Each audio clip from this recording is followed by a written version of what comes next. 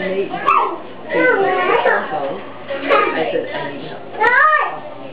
But when I told her my skills already, I was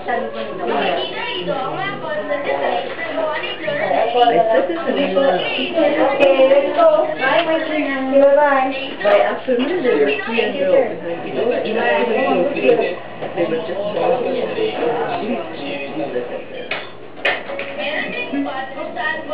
I said, it's true. Yeah. But, so they came in, and because I was so, just opened the door.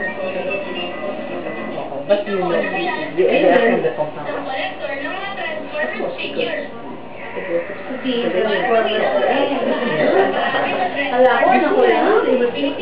Andiyan ako eh. Andiyan ako. Tapos na.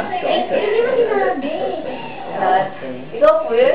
Ikaw po yun? Kanina. Ikaw po yun?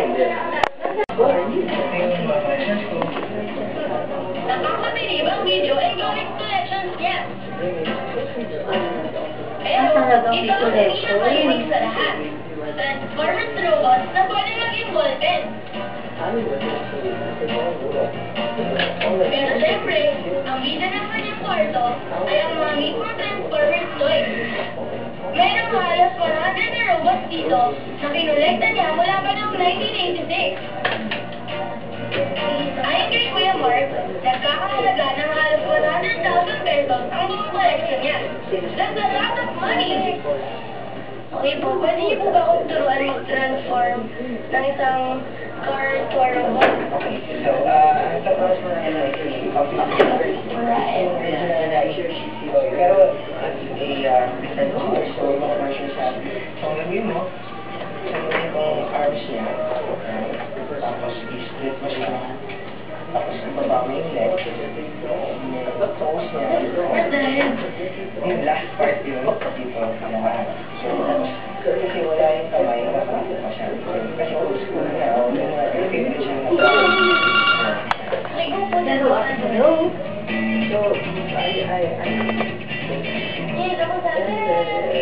Ito naman kay Kuya Mark. Hindi ko lang napanood ang Transformers sa sinehan. Nalaro ko pa sila. Hindi man natin naabutan ang original Transformers cartoon. Siguradong makakalimutin tayo sa mga kakaibang robot na ito. Kasi, hindi nawawalan sa ulo ang fascination natin with robots.